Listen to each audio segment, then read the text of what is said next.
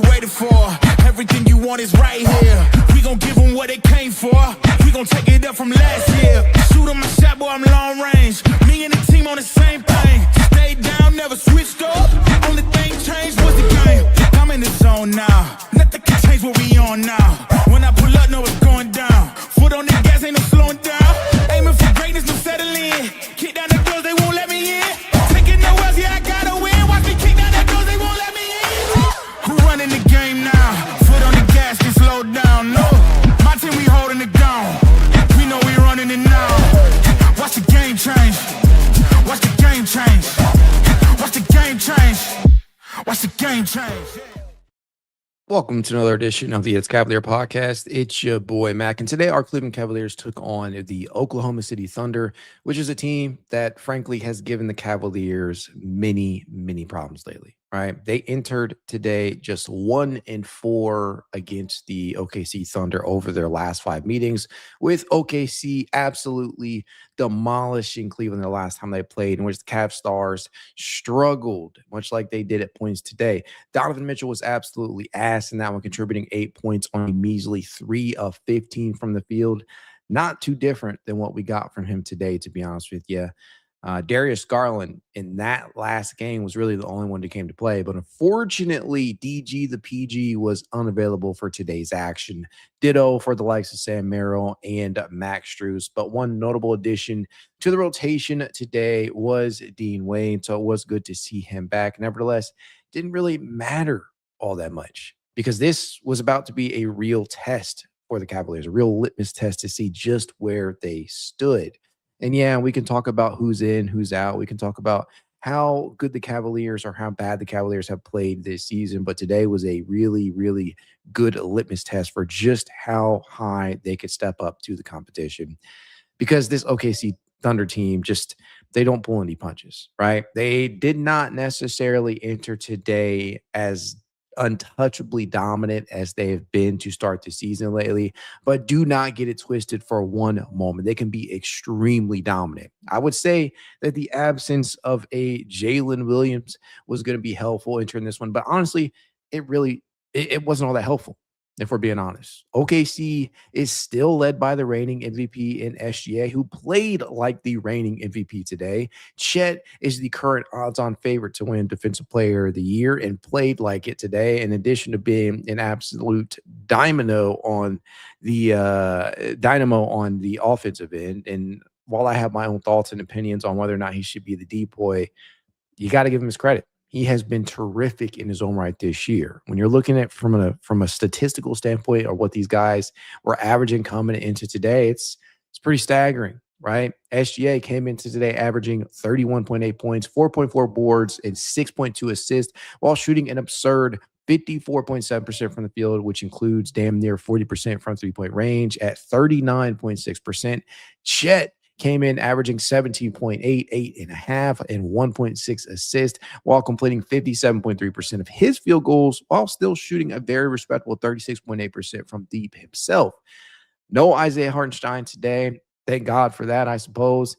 AJ Mitchell wasn't the best game for him today, but he came in today balling today as well. 14.2 points, shooting 48.3% from the field himself. Right off the bat, I just want to say this.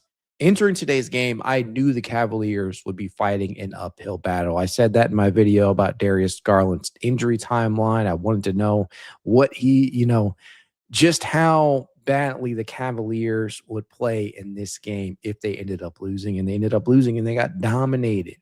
And I think we all saw why not having your best individual orchestrator of the offense in one Darius Garland to help take the pressure off of Donovan Mitchell was going to be hard, right? Even with Jalen Tyson showing out as of late, even with some guys playing better as of late, it was always going to be an uphill battle, and I knew that, right? With that in mind, Kenny Atkinson went in with a starting unit of Donovan Mitchell, Jalen Tyson, Dean Wade at the 3, Evan Mobley, and Jarrett Allen rounding things out in the front court. And listen, I am only going to say this once because I've had this debate with many people over the last couple of days. Donovan Mitchell is not a true point guard, and that's okay, right? He is asked to play there, and sometimes he genuinely delivers a high-level performance. And in others, he reminds you just why he ain't the floor general that people consistently try and paint him out to be. And I'm not trying to pick on Don at all, but at the end of the day, you really needed more out of Donovan Mitchell in all areas of this game. He started to pick things up in the fourth quarter, but I'm simply using this as a transition to my overarching point into just how badly Donovan Mitchell has struggled against the Oklahoma City Thunder. And it's really one man in particular when you want to get cut and dry with him. And this is what it is. Donovan Mitchell versus Lou Dort. When Lou Dort is defending Spider Mitchell, it has not often yielded pleasant results. It is very unesthetically pleasing because Dort, for all the crap that he takes about playing football in basketball, right, for playing very, very physical with his opposition, this is a guy who knows how to shut the water off, and he knows how to cool your jets. Against the likes of Lou Dort, Spider Mitchell is 25 of 87 over the course of his lifetime, right? 28 and 7 from the 28.7% from the field, including 8 of 41 from three-point distance. That's 19.5% despite the typo there, right?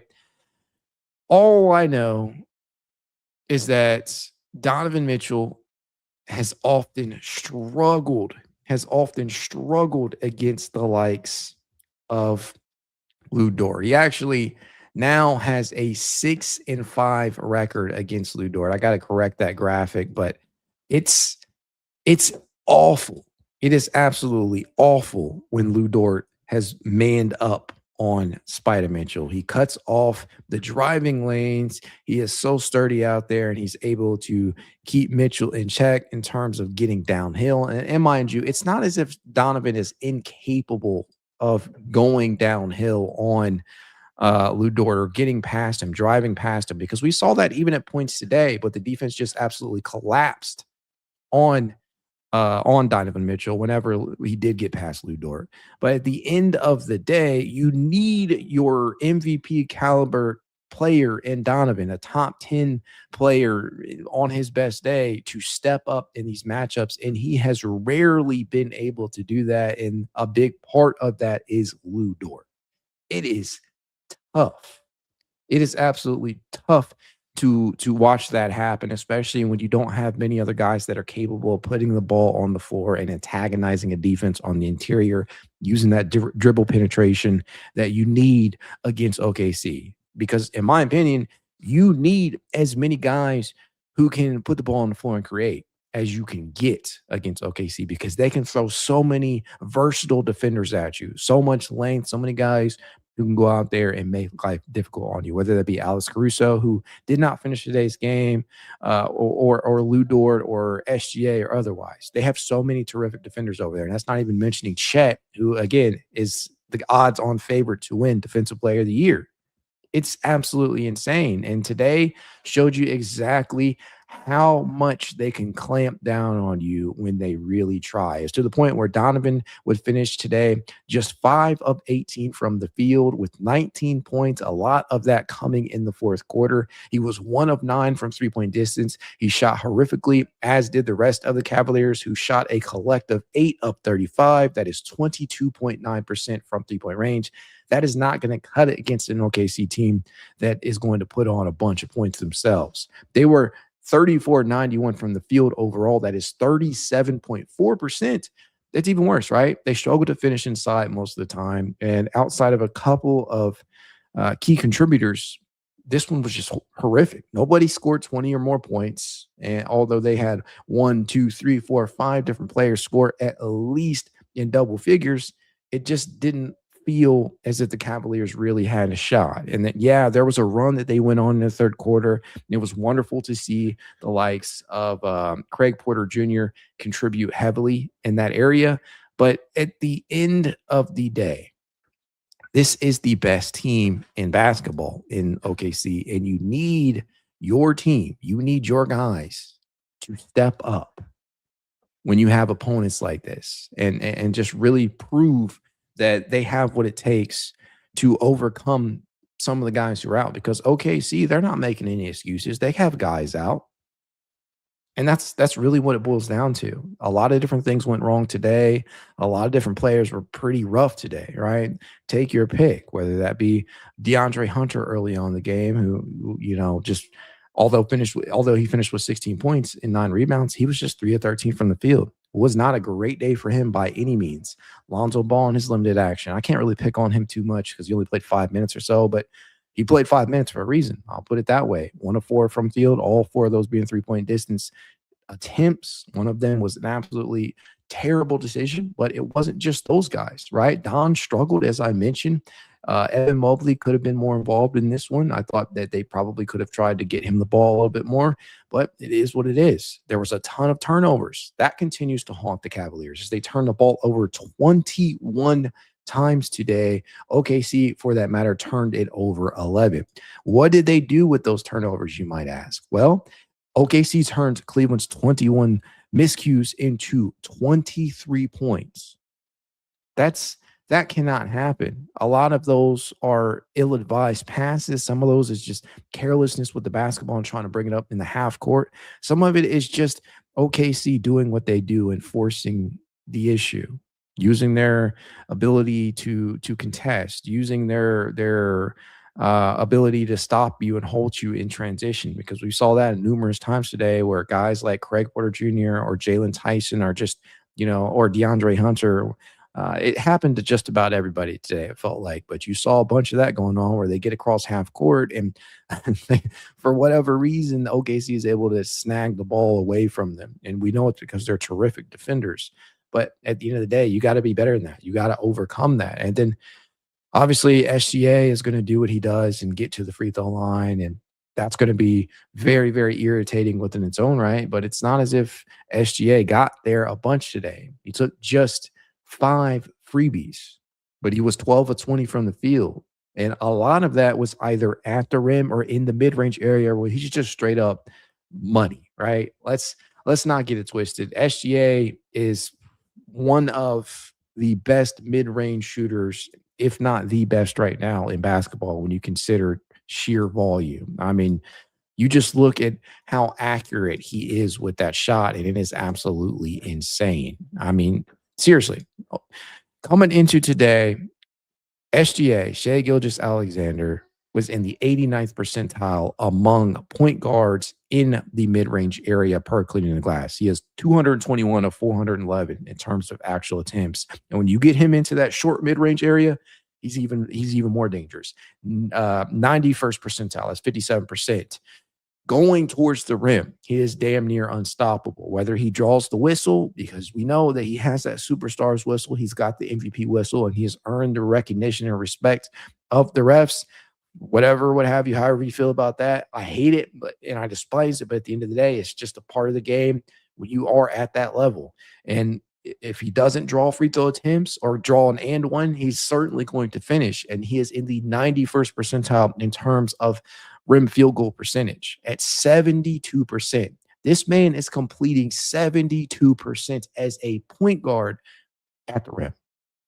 It is absolutely just utterly insane, the levels of efficiency that he is able to operate with. In terms of that three-point shot, which has not necessarily been a strong point of SGA's game when you think about it from a historical context, he's just lighting things up. He's a career 35.9% shooter, but he came into today shooting basically 40% at 39.6%. This is a man who has very, very few flaws in his game at this point. He is actually shooting the highest three-point percentage of his career dating back to the 2020-21 season for OKC, when in 35 games he shot 41.8%. But this year he's just been absolutely phenomenal from that range. He's in the 82nd percentile there.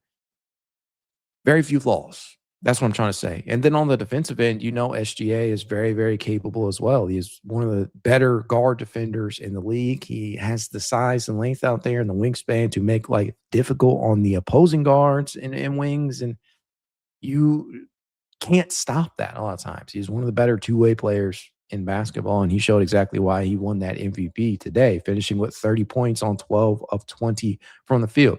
But as I mentioned, it was not just SGA. Chet Holmgren was absolutely phenomenal today. As much as I cannot stand Chet, as much as I hope he doesn't win Depoy, you cannot doubt this man's his talents. It's pretty crazy.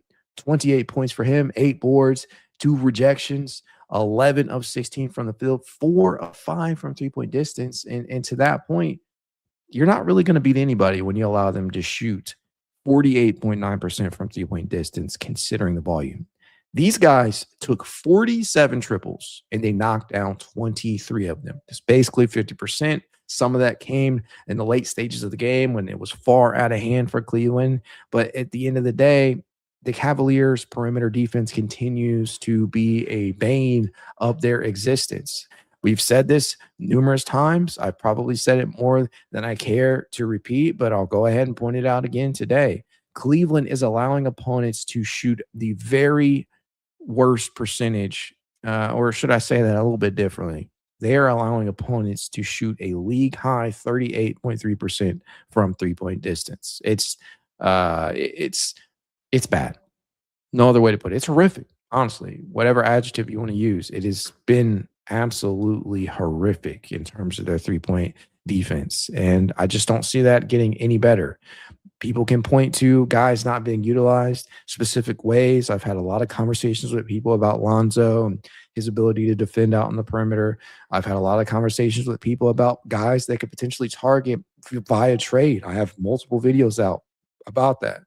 Whether that be DeAndre Hunter or Lonzo Ball trades. But at the end of the day, I just don't know if that is something they're going to be able to improve upon this year. It just looks like, one, the system just doesn't feel like it's geared towards defending that three-point line. It just doesn't feel that way. The effort level at certain points is not there. Guys are not hustling back the way they should from possession to possession. The rotations are off at times. There's a ton of miscues about who needs to be closing out where. It's awful. So when you go against a team like OKC, who will make you pay for every miscue that you commit, you're not likely to win. And that's exactly what happened today. Is the Cavs essentially got curb stomped. I mean, they let this team shoot 55.6% from the field. Lu Dort, as much as he has dominated Donovan Mitchell from a defensive standpoint, Lu Dort is not by any means what I would consider a lethal three-point shot. He entered today shooting just 32.8% from distance. He's a career 35.7% from distance. And I understand that last year, best year yet in terms of that three-point shot at 41.2% on 5.8 attempts. But he's been struggling this year from three-point range. He's shooting sub 33%, yet he drilled 5 of 6 triples. At what point do we have to understand that we got to stop gambling, right? I have seen this team at times make a conscious decision to leave specific players open. It is not working. Clearly, you have the worst three-point defense in the league. You're routinely leaving specific players open. Some of that is due to miscommunications. Some of that is due to poor closeouts. Some guys are not rotating at times. But oftentimes, they gamble a lot with leaving very specific shooters open. And yeah, sometimes you live with the consequences of your actions in that regard. At other times, you have to understand the scouting report and who you're playing against. And Dort, while you can make a case that he's not shooting all that well this year, he is still coming off a season where he shot 41% from deep, and you have to be aware of that. And he made them pay for that. He was 6 of 7 from the field, including 5 of 6 from three-point distance. That is 83.3%. He would finish today with 18 points, 5 boards, and 3 assists, in addition to the hellacious defense that he played. He was plus 24, which is tied for the game high with Chet. Outside of those guys, right, you have Isaiah Joe absolutely obliterating the Cavaliers on very key threes at times. He was 6-9 from the field, 4 of those being triples. That's 57.1% from three-point distance. He was one of 5 different OKC Thunder players to score in double figures today. He was a plus 20. Isaiah Joe, I saw him sprinting out to the perimeter at times, cutting baseline to do so. It's just wonderful, aesthetically pleasing basketball to watch in OKC. They make you work. They swing it around the perimeter. They're always making the correct read or correct pass, and it leads to a ton of scrambling defensively that teams, especially the Cavaliers, who have been horrific in terms of their perimeter defense, struggle to try and defend. And again, this is coming in a game where OKC doesn't necessarily get the best performance from an AJ Mitchell or Caruso because he left the game earlier. Prior to leaving the game, because we know Caruso, two-time champion, defensive player, defensive team type of guy out there. He began today 0 of 5 from the field, with 4 of those being three-point attempts. And even with the injury to the other Jalen Williams, because both Jalen Williams essentially didn't play. I mean, the other Jalen Williams played only about 8 minutes today. All those injuries, no Isaiah Hartenstein today too. All of those injuries factored in, they still dominated Cleveland from basically start to finish. And while I would love to sit up here and talk about bright spots, I just simply cannot bring myself to do it. Right. As much as I want to talk about how impactful Craig Porter Jr. was in his 22 minutes of action today, I can't do it. Craig, I'll make a short note of that. Craig, I felt legitimately was key in sparking some of the run that occurred in the third quarter where the Cavaliers went on essentially an 11-2 run. If I'm not mistaken, he would finish today with 9 points, 5 boards, 3 assists, 1 steal, and 1 huge block on Chet, by the way. Just phenomenal stuff. If there's one thing that I'll leave today with in such a disappointing victory, it's watching Chet get swatted by a 6'2 guard. And that's being generous. He's probably closer to 6'1. This man is constantly showcasing his high-level athleticism out there and why that he has overtaken players like Lonzo Ball in the rotation. He would finish 4-9 from the field. He did drill a triple today. Wasn't the best performance in that first half, I felt, from him, but his consistency in regards to driving towards the rim, putting pressure on the OKC defense inside and the ability to operate the pick and roll with Jarrett Allen and Evan Mobley is a key reason why I think he's probably earned that job. And it's probably time to not look back in that regard. That's really it, man. That's really all I can say. Jalen Tyson would finish with another double-double today. I know that it's been wonderful to see his growth and expansion of his game this year, especially from three-point range, as Jalen Tyson entered today as the league's second most efficient three-point shooter, just a hair behind the likes of Bobby Portis, who is at 47.6%. Jalen is at 47.5%, and he would finish today 2 of 5 from three-point distance, so add 2 more triples onto that very, very efficient start to the year for him. But obviously, to rely on him to consistently add the firepower that is missing in Darius, Garland, and others, it's tough, right? It is unfair to levy the level of expectation of being the second best scorer on this team consistently to Jalen Tyson when he's only in year 2 against the defending champions at that.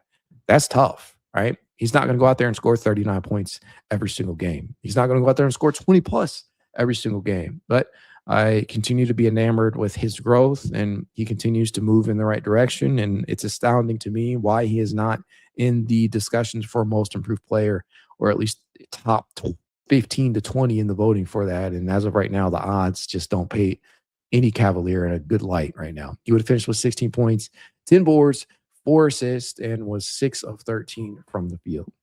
Not much else to say. Evan Mobley left a lot to be desired from an offensive standpoint. There were legitimately a couple of nice sequences defensively, like his rejection of SGA at the high point around the rim. That was wonderful. But I felt like him and Jarrett Allen, as much as Jarrett Allen tried.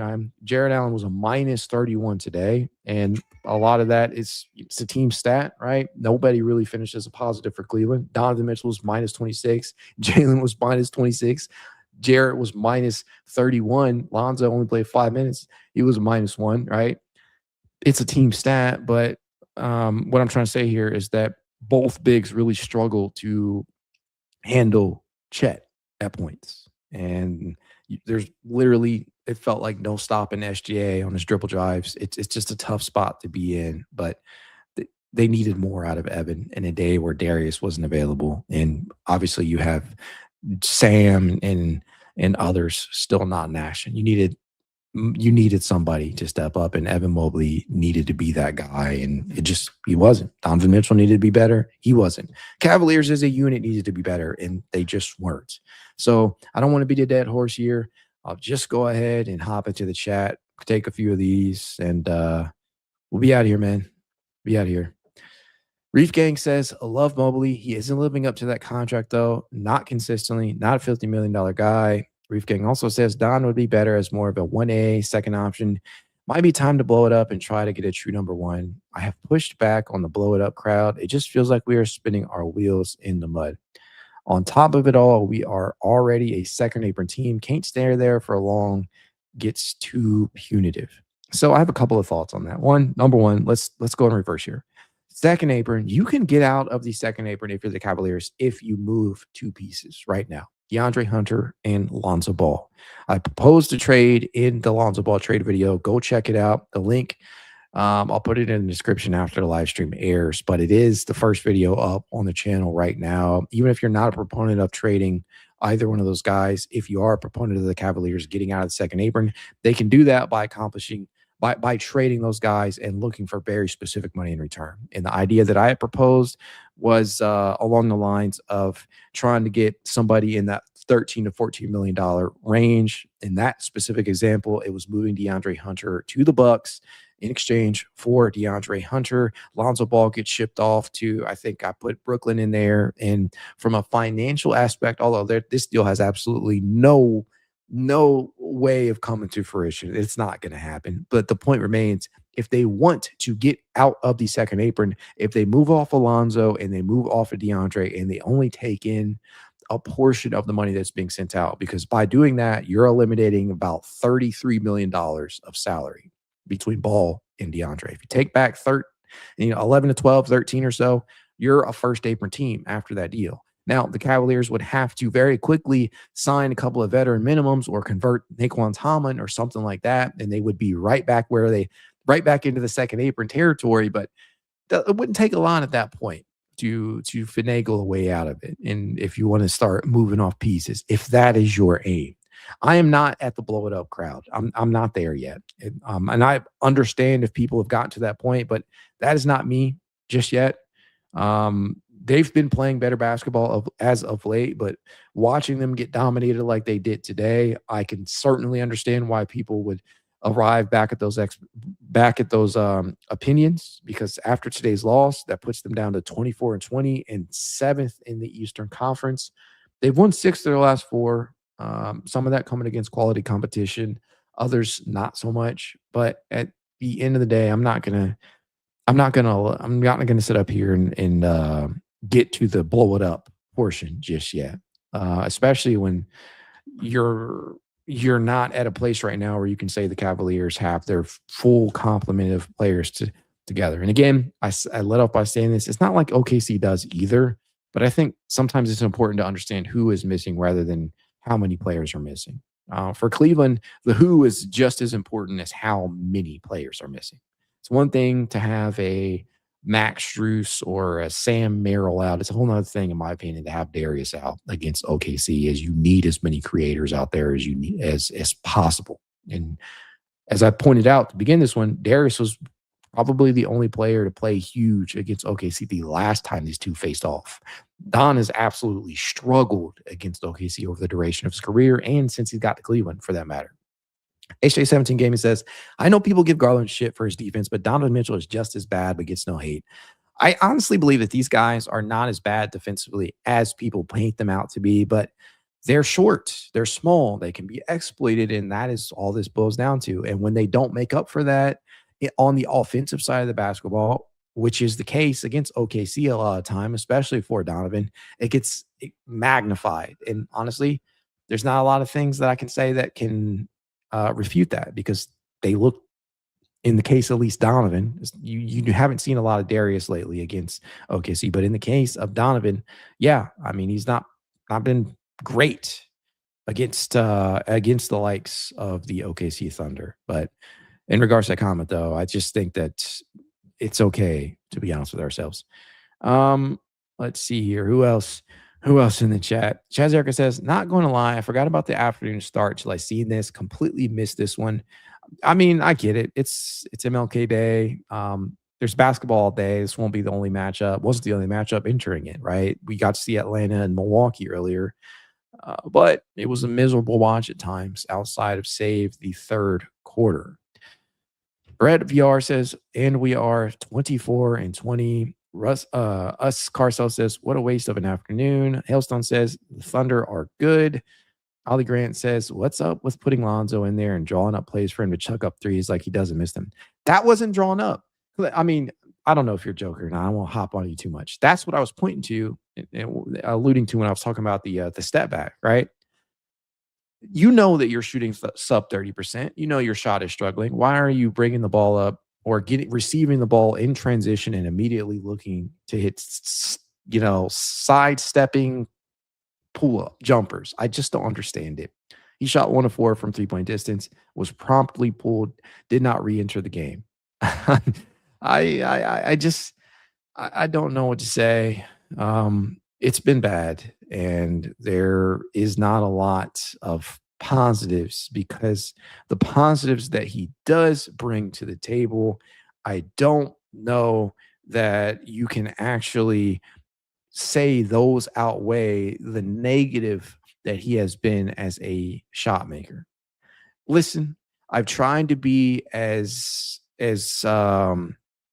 transparent as I can. I've tried to be as optimistic about Lonzo Ball, but at the end of the day, it does not matter if he is a high-level playmaker. It does not matter if he is an above-average rebounder. It does not matter if he is a solid point-of-attack defender.